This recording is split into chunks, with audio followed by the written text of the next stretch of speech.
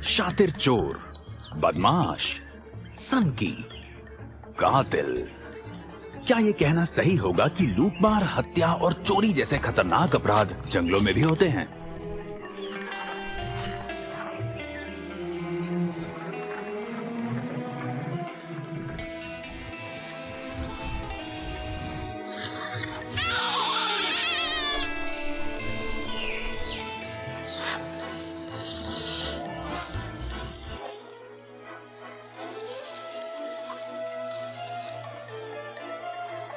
सबसे खतरनाक हत्यारे हैं कौन?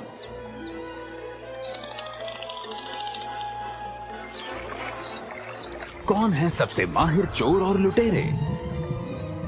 कौन है सबसे चालाक? और कौन है सबसे बेरहम?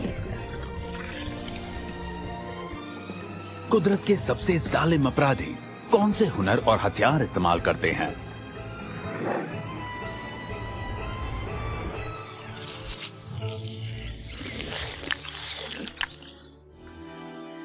दिमाग से शांत, पत्थर दिल और चालाक।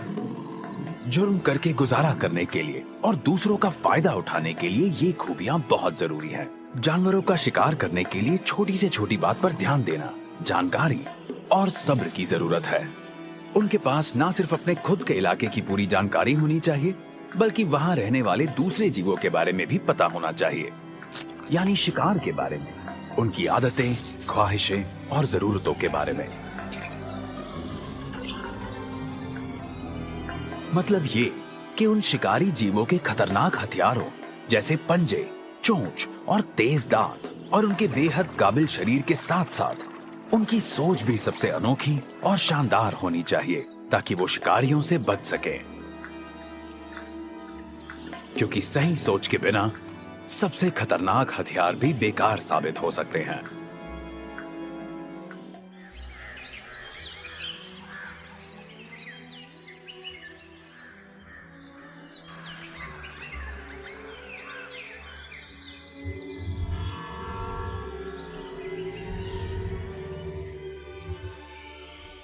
जासूसी, नजर रखना और पीछा करना, ये सभी कुदरती कलाएं हैं उनके लिए जिन्हें खून खराबा पसंद है।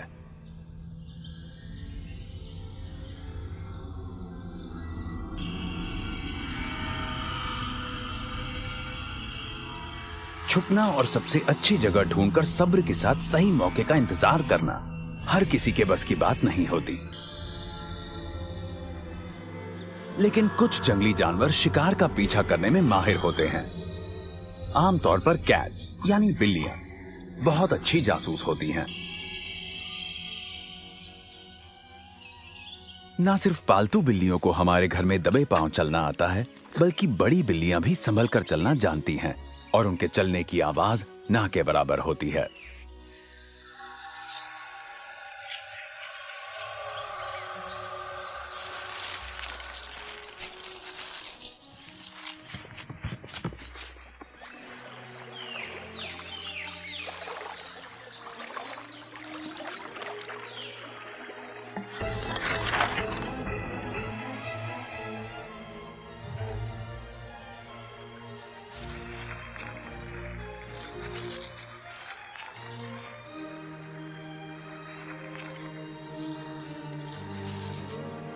बिल्लियों को अपने इलाके की छानबीन करना और शिकार कहां है, इस बात के सुराग ढूंढना आता है।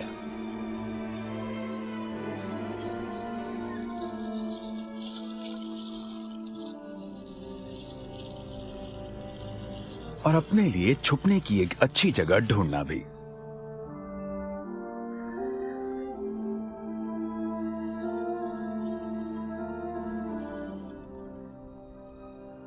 आसपास के माहौल में घुलने मिलने से भी फायदा होता है। छुपकर शिकार करने वाले पूमास भी मौके का फायदा उठाते हैं और इसी तरह छुपते हैं।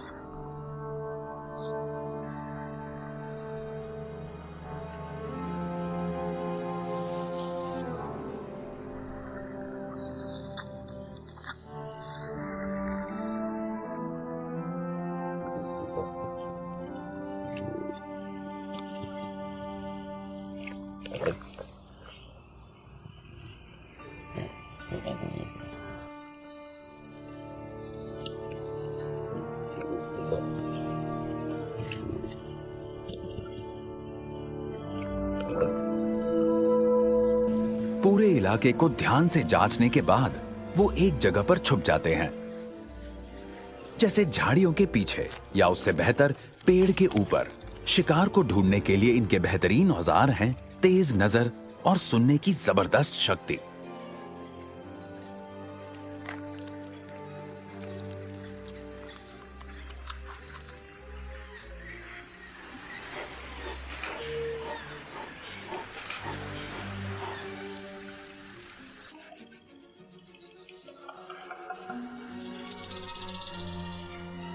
ये ऐसी जगह पर घंटों आंख और कान खुले रखकर बैठे रहते हैं जहां कोई सोच भी नहीं सकता।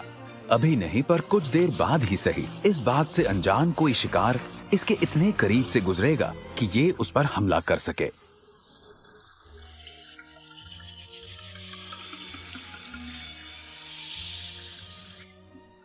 आपको देखकर लगेगा कि ये बड़े आराम से बैठकर शिकार पर नजर रखते हैं, पर असल में ये शिकारी जीव हमेशा तनाव में रहते हैं। एक पल के लिए भी इनका ध्यान भटका तो शिकार इनके हाथ से निकल सकता है। इतनी तकनीक, ज्ञान, ध्यान और सब्र के बाद भी हमेशा वो नतीजे नहीं मिलते जो ये चाहते हैं।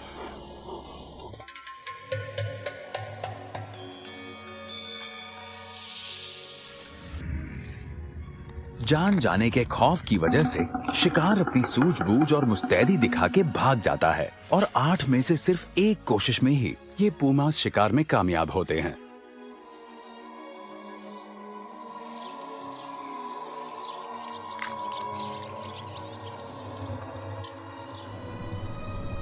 सभी बिल्लियां कमाल की शिकारी होती हैं और एक ही तरह की तकनीक से शिकार करती हैं, लेकिन तकनीक को आजमाने का तरीका वो अलग होता है।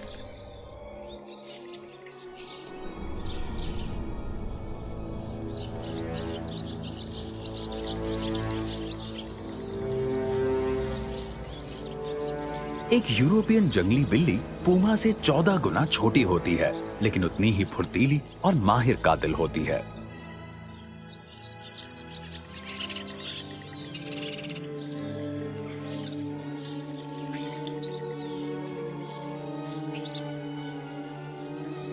अपने इलाके में बार बार घूमकर वो उस इलाके को अच्छे से पहचान लेती है और वहां पर घूमते वक्त वो अक्सर मौके का फायदा उठाकर थोड़ी छानबीन भी कर लेती है।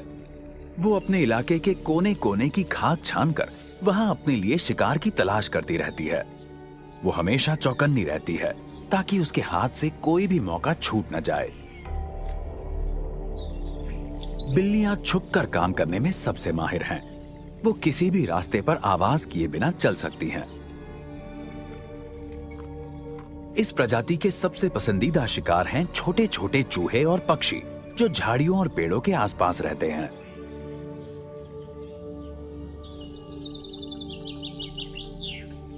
इसके शिकार में शामिल हैं रॉबिन्स, वोल्स और चूहे।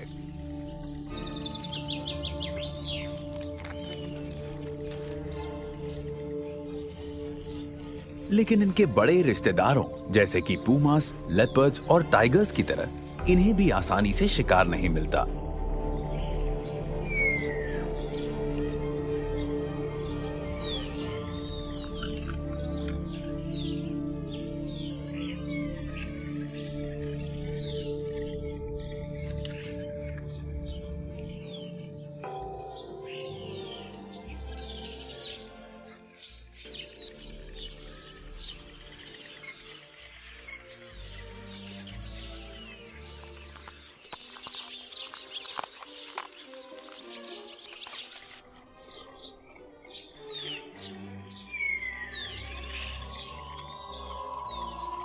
पेड़ की एक टहनी पर इसे एक चूहा नजर आया है।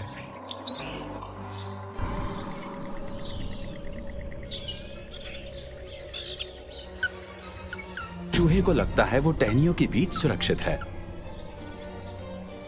लेकिन सभी कैट्स बहुत फुर्तीली होती हैं।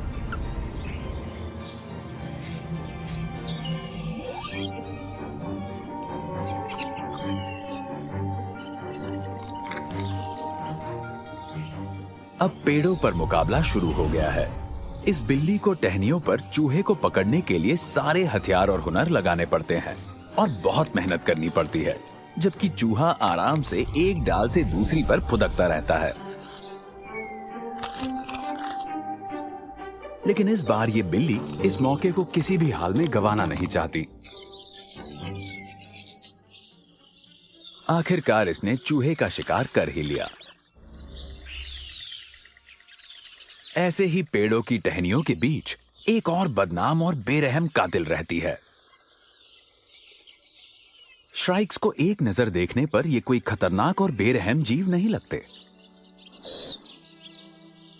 लेकिन उनकी एक बात रोमानिया के मध्यकालीन राजा व्लाड द इम्पेलर के साथ मिलती जुलती है, जिस पर वैम्पायर काउंट ड्रैकुला की कहानी लिखी गई थी। श्राइक के रिश्तेदार होते हैं house sparrows, European gold finches और ग्रीन फिंचेस। इसलिए आपको ये जानकर हैरानी होगी कि ये पक्षी बहुत ही बेरहमी वाला बर्ताव करते हैं।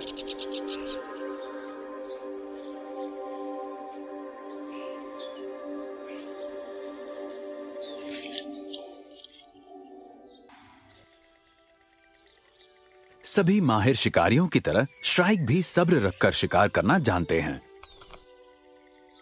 ये ऊंची जगहों पर बैठ जाते हैं जहां इनके शिकार इन्हें नहीं देख पाते, पर ये सब कुछ देख लेते हैं। अपने इलाके में ये कई पेड़ों और पौधों को शिकार ढूंढने के लिए एक चौकी की तरह इस्तेमाल करते हैं। ये पक्षी अपने इलाके में मौजूद सबसे ऊंची टहनियों पर जाकर बैठते हैं। इन ऊंचाइयों पर पता लगता है कि इनकी चोंच इनके दूसरे रिश्तेदार पक्षियों के मुकाबले ज्यादा बड़ी और ज्यादा घुमावदार होती है। ये शिकार करने के लिए विकसित हुई एक खास खूबी है, जिसकी वजह से श्राइक छोटे जीवों को पकड़ पाते हैं। श्राइक इतने बेखौफ होते हैं कि लगभग खुद के जितने बड़े और भारी वर्टेब्रेट्स का शिकार करने से भी नहीं कतराते, जैसे कि चूहे।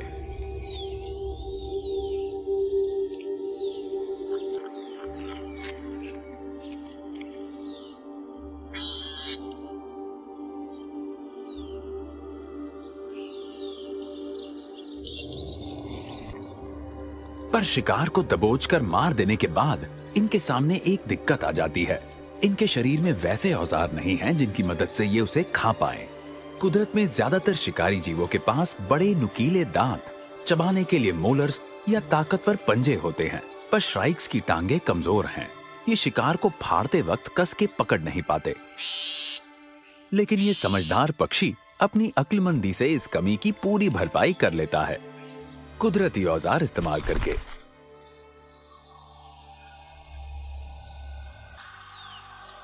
व्लाड द इम्पेलर, जिससे काउंट ड्रैकुला की प्रेरणा ली गई थी, उसकी तरह श्राइक कांटे और नुकीली टहनियों को शिकार में घुसेड़ देता है। लेकिन इस पक्षी के मामले में ये बेरहमी नहीं है, बल्कि शिकार को खाने के लिए फाड़ने का इकलौता तरीका है। और ज्यादा से ज्यादा खाने का इंतजाम करना तब और भी ज्यादा जरूरी होता है जब इसके घोंसले में भूखे बच्चे हों।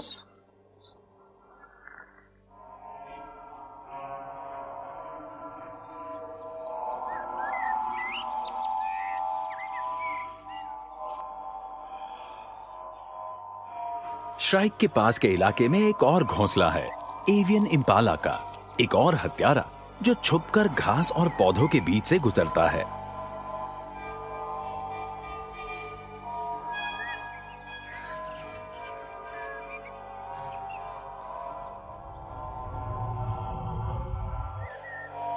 प्रेइंग मैंटिस को बहुत संभल कर रहना पड़ता है ताकि ये खुद श्राइक की खुराक न बन जाए।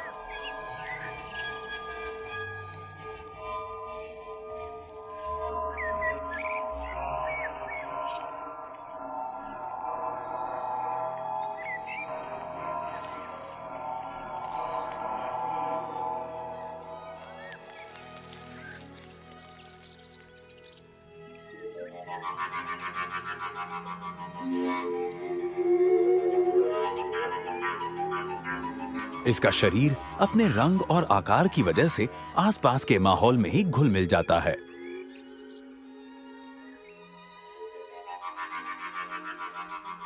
जब ये चलते हैं तो इतने धीमे से चलते हैं कि किसी का भी ध्यान इन पर नहीं जाता। ये शिकार के पास आ जाते हैं और उन्हें पता भी नहीं चलता।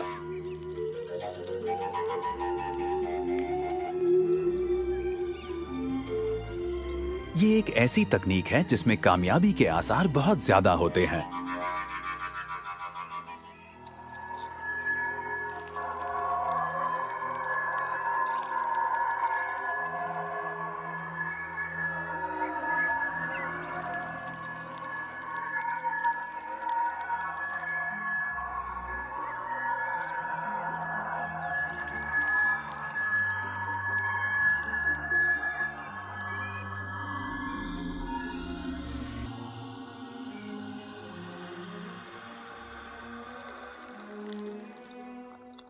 पर साथ ही मैंटिस बहुत बदनाम होते हैं और वो बार बार एक ही गुनाह करते हैं।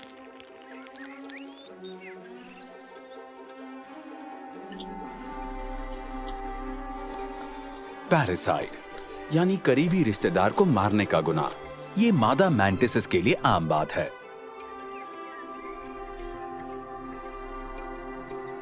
ये अपने नर साथियों से ज्यादा बड़ी और ताकतवर होती हैं।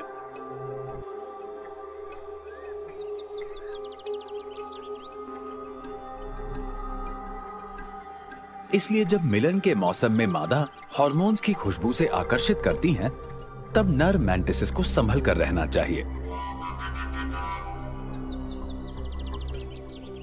अगर वो मादा के फेरोमोन्स के असर में बहुत ज्यादा खो गए, तो अपने शरीर पर उनका काबू नहीं रहता है।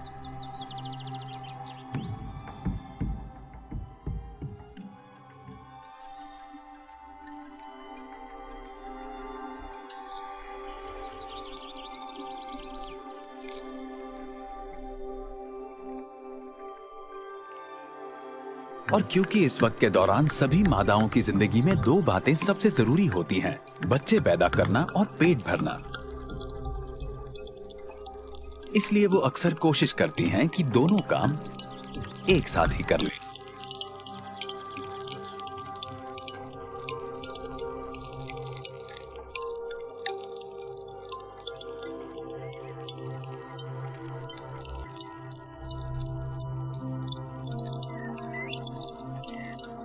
तकरीबन 25% नर मैंटिसेस मिलन के दौरान सिर्फ अपने होश ही नहीं बल्कि जान भी गंवा देते हैं। लेकिन उनकी ये कुर्बानी बेकार नहीं जाती। जब मादा मैंटिसेस पैरासाइट करती हैं, तो नर के शरीर के हिस्सों से उसे वो पौष्टिक तत्व मिलते हैं जिनकी मदद से वो ज्यादा तादाद में और ज्यादा बेहतर अंडे दे पाती हैं। इसलिए जिन बच्चों के पिताओं को उनकी मां खा जाती हैं, बाद में उनके जिंदा रहने के ज्यादा आसार होते हैं।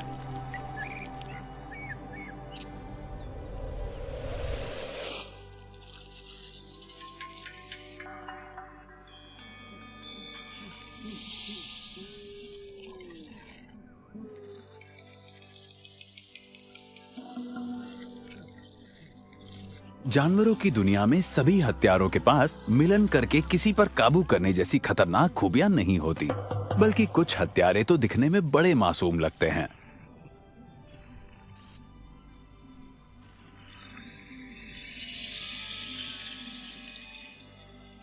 पैटागोनिया के समुद्री किनारों पर किसी को नहीं लगता कि एक डरपोक और चुपके रहने वाला जीव खतरनाक होगा। कोई सोच नहीं सकता कि वो कोई अपराध करेगा, क्योंकि उसके पास खतरनाक दांत या ताकतवर मांसपेशियां नहीं होती।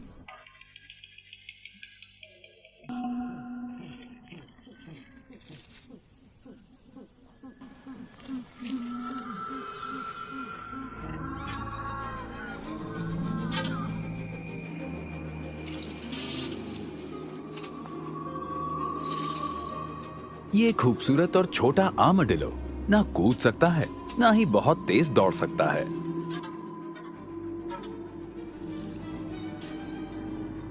और भले ही इसके शरीर पर सख्त कवच है, लेकिन कोई भी खतरा आते ही ये जमीन के अंदर छुप जाता है।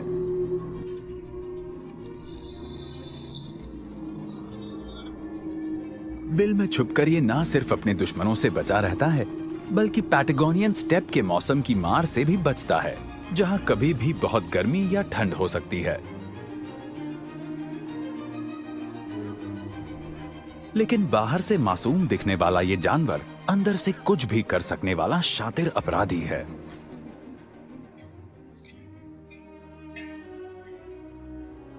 ये घास और झाड़ियों के बीच से ऐसे गुजरते हैं जैसे कोई चाबी वाला खिलौना निकल रहा हो, और इनकी सूंघने की जबरदस्त शक्ति इन्हें कहीं भी पहुंचा सकती है। वैसे तो ये कीड़ों से लेकर छिपकली जैसे छोटे जीवों को खाकर अपना पेट भर लेते हैं।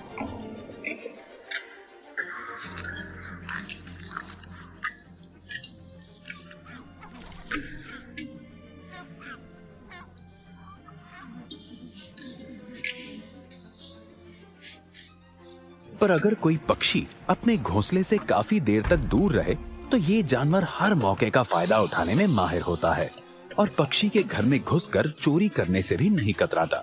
इसे घोंसले में अंडा मिल जाए तो उसे लेकर भाग जाता है।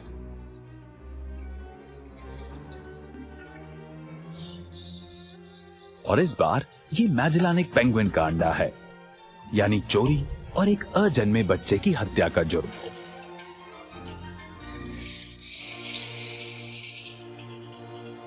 और भले ही ये अंडा इस छोटे से मैमल के लिए बहुत बड़ा हो, पर जिद पर अड़ा ये आर्मडिलो अपने सिर से मारकर इस सख्त अंडे को भी तोड़ लेता है।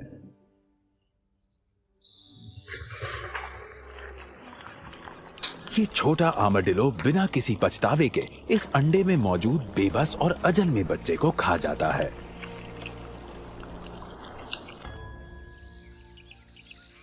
अफ्रीका के बीच के इलाके में एक और शिकारी ऐसी ही एक जगह पर इसी तरह की तकनीक इस्तेमाल करता है।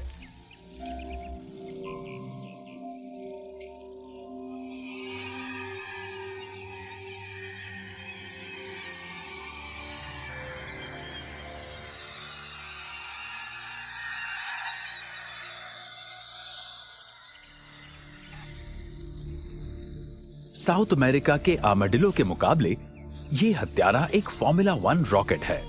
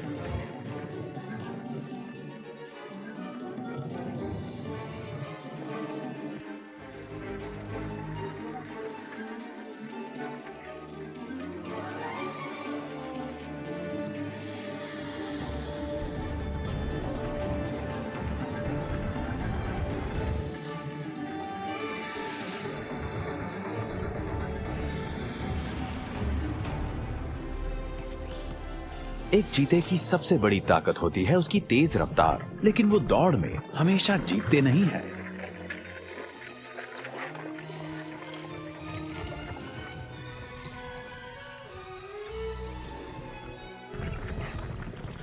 चीता शिकार के दौरान बहुत तेज रफ्तार पकड़ते हैं, पर वो इसके लिए अपनी काफी ऊर्जा का इस्तेमाल कर लेते हैं। इसलिए उन्हें शिकार करने के लिए न सिर्फ अपनी ताकत बल्कि भूख भी वापस हासिल करनी पड़ती है।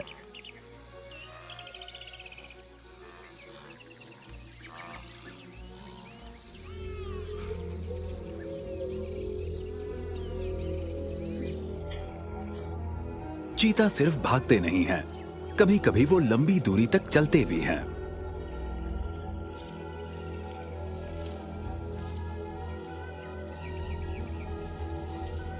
वो अक्सर अपने आसपास के इलाके में छानबीन करते हैं।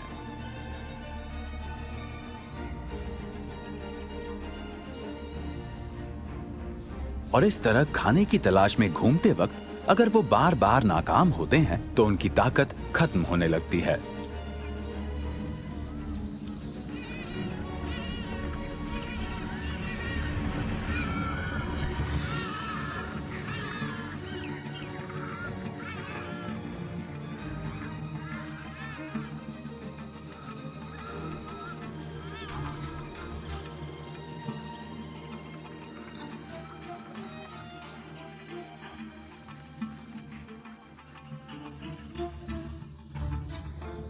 अब इन्हें कामयाब होना पड़ेगा, वरना ये इस दौड़ के साथ जिंदगी की दौड़ भी हार सकते हैं।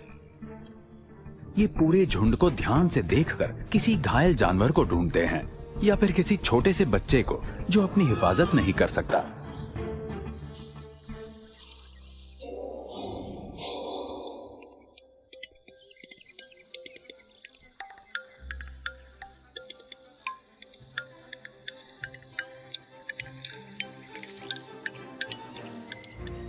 ये झुंड इन चीतास के लिए आखिरी मौका हो सकता है। झाड़ियों और घास के बीच से उनके करीब जाना सही तरीका लगता है।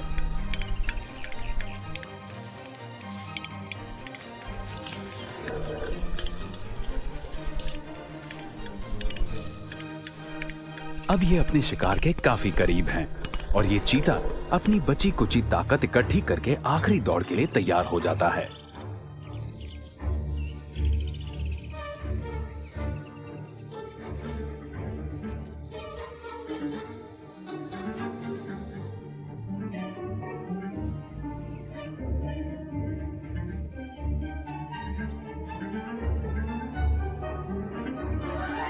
पूरा झुंड घबरा जाता है और हलचल का फायदा उठाकर चीतास एक बच्चे को घेरने लगते हैं।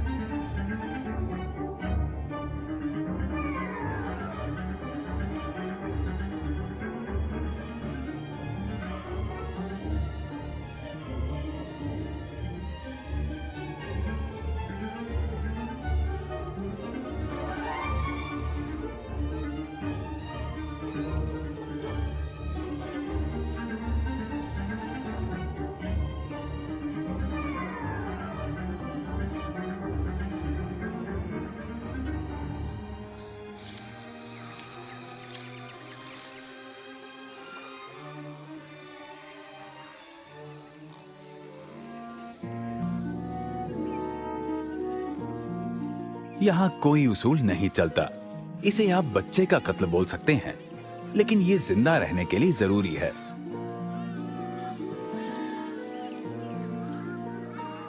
अभी भी इस छोटे से गजेल के पास एक मौका हो सकता है, लेकिन अब बचकर भाग पाना लगभग नामुमकिन है।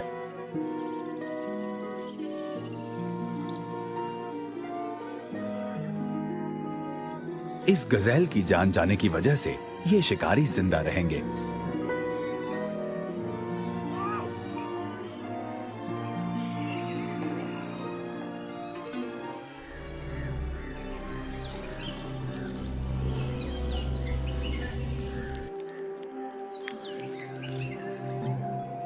जानवरों में जितने किस्म के कातिल होते हैं, उतने ही कत्ल के तरीके भी होते हैं। चीता के पंजों के निशान जहां पर बने हैं, उसी जगह के पास में जमीन पर मौजूद रेत में कुछ छोटे गड्ढे हैं, जिनमें कुछ दूसरे शिकारी जीव रहते हैं, जो खुद अपनी जगह पर काफी बेरहम होते हैं। ऊपर से देखने पर लगता है जैसे यहाँ एक अजीब लूनर लैंडस्केप बन रहा है, बिल्कुल चांद की सतह की तरह। एंटलायन लार्वे।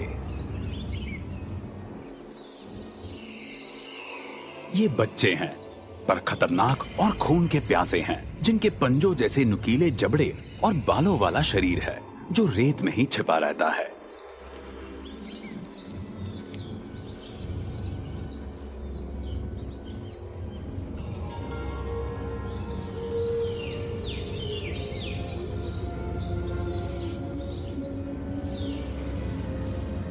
और उनका शिकार करने का तरीका बहुत शानदार होता है।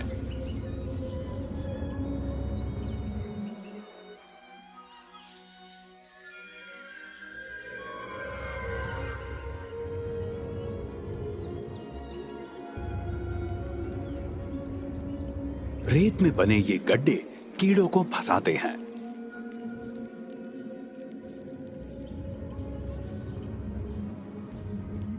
इनकी दीवार पर नीचे की तरफ ढलान होती है। इस वजह से यहाँ आने वाले अनजान शिकार सीधे गड्ढे में सबसे नीचे पहुंच जाते हैं, जहां एंटलायंस छुपे रहते हैं।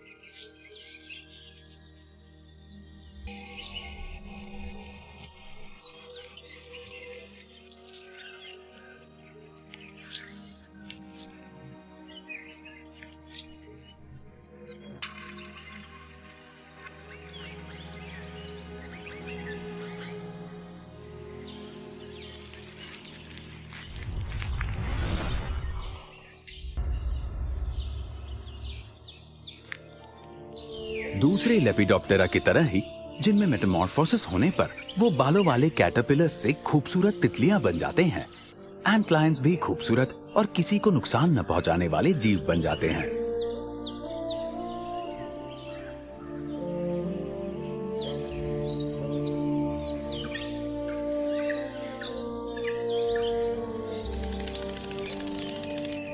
और उस वक्त उनके पास बचाव के तरीके नहीं होते, इसलिए दूसरे शिकारी जीव उन्हें खाने लगते हैं, जैसे सॉलिफ्यूजेस, जिन्हें कैमल स्पाइडर्स या विंड स्कॉर्पियंस भी कहा जाता है, जो अंधेरे का फायदा उठाकर शिकार को पकड़ते हैं।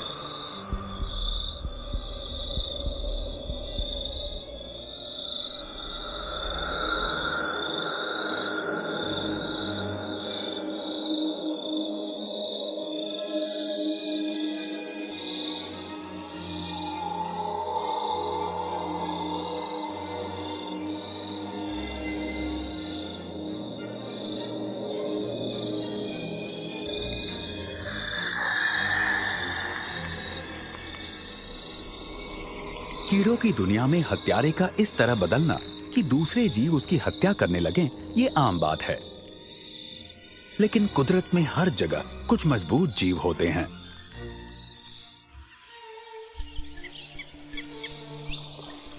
पूरी दुनिया में बहुत सारे ऐसे जीव हैं जो जन्म से हत्यारे होते हैं और शिकार करने के लिए वो कई तरीके अपनाते हैं, जैसे जमीन के अंदर जाल बिछाना और शानदार तकनीकें अपनाना।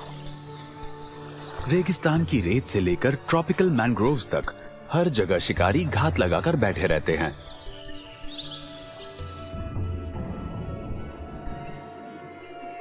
आर्चर फिश एक गुंडे की तरह बर्ताव करते हुए अंधेरे में छिपी रहती है और शिकार का इंतजार करती है। ये दो तरह की दुनियाओं में रहती है, यानी पानी और गैस की। बाहर से ये दिखाई नहीं देती क्योंकि सतह पर मौजूद पानी की चमक इन्हें छुपाती है और ये इंतजार में बैठी रहती हैं। कभी कभी आसपास के पौधों के सहारे भी छुपती हैं। इनकी तकनीक ये है कि ये दूसरी दुनिया के जानवरों पर हमला करती हैं, यानी हवा में रहने वाले जानवरों पर।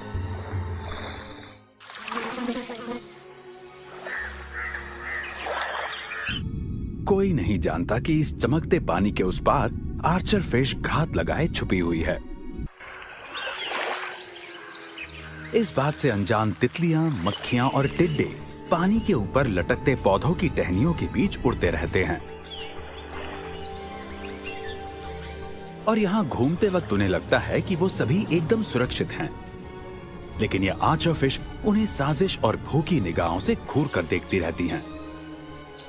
इसकी आंखें बाकी मछलियों से अलग होती हैं। ये पानी के अंदर और उसके बाहर भी देख सकती हैं, इसलिए इसकी नजर से बाहर की हवाई दुनिया में घूमने वाले छोटे जीव बच नहीं सकते।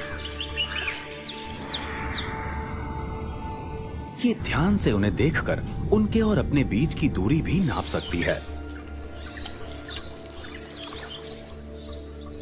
फिर ये पानी के अंदर अपने घर में रहते हुए ही उन पर निशाना लगाती है।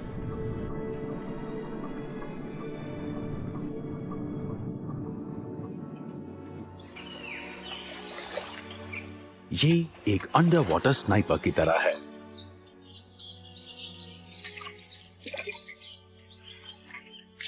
इसका मुंह शॉटगन की तरह काम करता है, जिससे ये काफी दूर तक पानी की गोलियां एकदम सटीक निशाने के साथ चलाती हैं। जब भी इसका निशाना लगता है तो वो कीड़ा होश खो देता है। वो पानी के अंदर गिर जाता है और उसे पता भी नहीं चलता कि उस पर निशाना किसने लगाया था।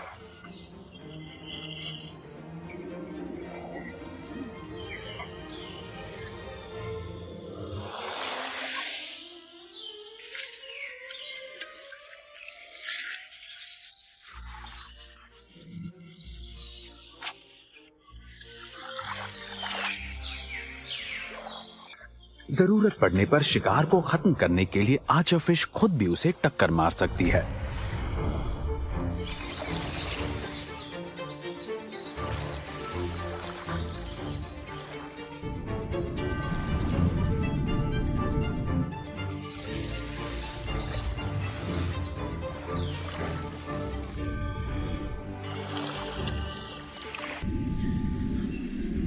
पानी के अंदर अपने इलाके में छुपी हुई आर्चर फिश की जिंदगी ज्यादातर बड़े आराम की लगती है। जबकि दूसरे शिकारियों की जिंदगी बहुत व्यस्त होती है।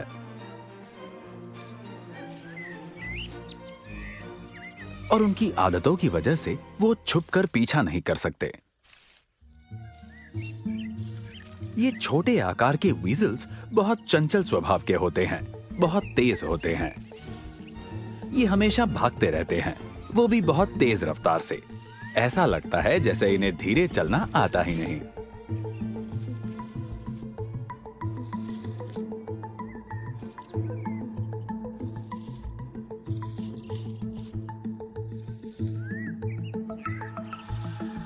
इनके लंबे और पतले शरीर की वजह से ये संकरे रास्ते और बिलों में भी आराम से जा सकते हैं।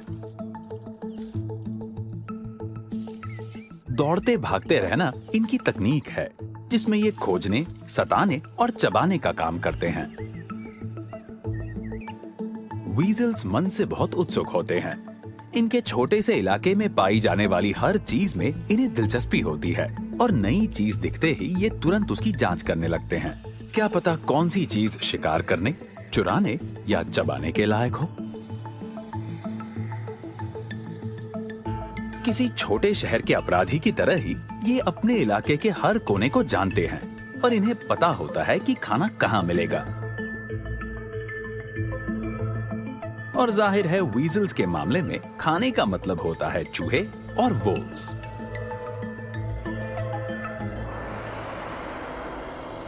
भले ही ये एकदम हल्के और दुबले पतले होते हैं, लेकिन वीजल्स बहुत मजबूत होते हैं और ये खुद से 5 से 10 गुना ज्यादा वजन वाले रैबिट्स और हेयर्स को भी मुकाबले में हरा सकते हैं।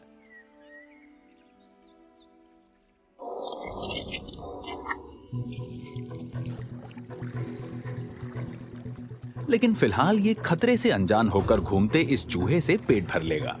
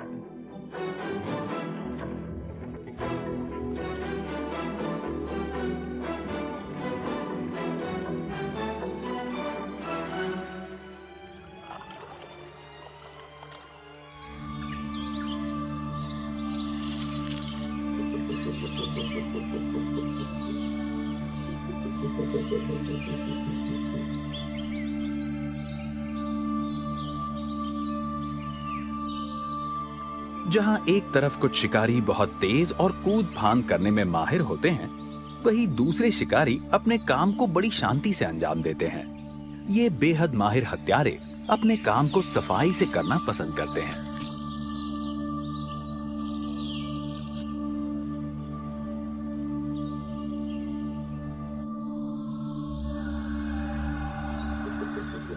वो अपनी जिंदगी ऑस्ट्रेलिया के प्राचीन और बेहद घने जंगलों में बिताते हैं।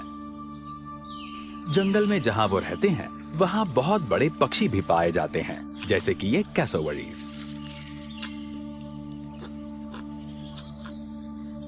भले ही कैसोवरीज को बहुत भूख लगती है, जिसे मिटाने के लिए वो पके हुए फल खाते हैं, पर उनके पड़ोसियों को दूसरी पर उन्हीं से जुड़ी चीजों में दिलचस्पी होती है।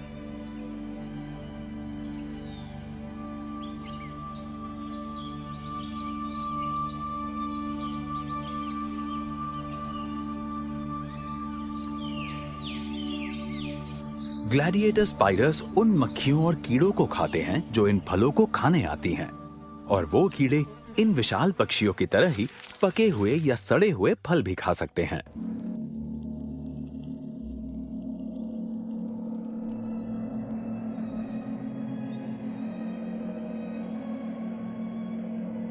ये 8 टांगों वाला हत्यारा अपने हथियारों को सोच समझकर तैयार करता है।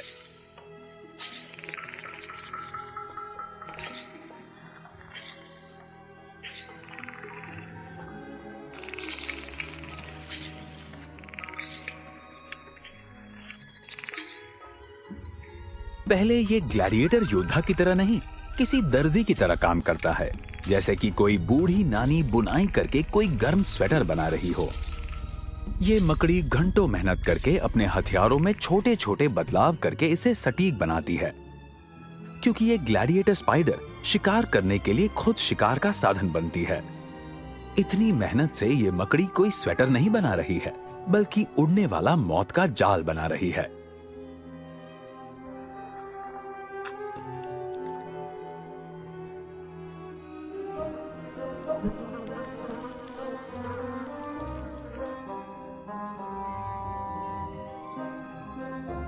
दूसरी मकड़ियों से अलग ये अपने धागों से ऐसा जाल नहीं बनाती जो बस पेड़ पर लटका रहता है, बल्कि पुराने जमाने के ग्लैडिएटर योद्धाओं की तरह ये शिकार पर जाल फेंक कर उसे पकड़ती है।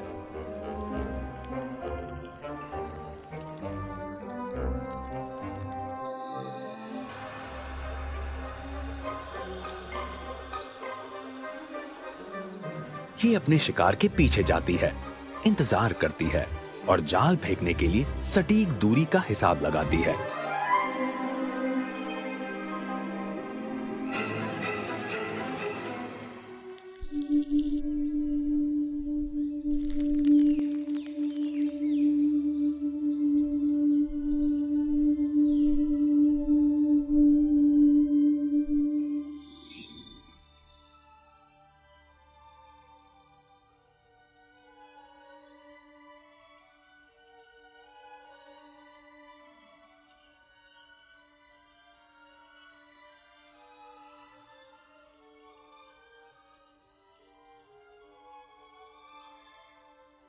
शिकार को फंसाते ही ग्लैडिएटर स्पाइडर उसे पूरा लपेट लेती है और फिर इस जुर्म का नामो निशान ही मिटा देती है।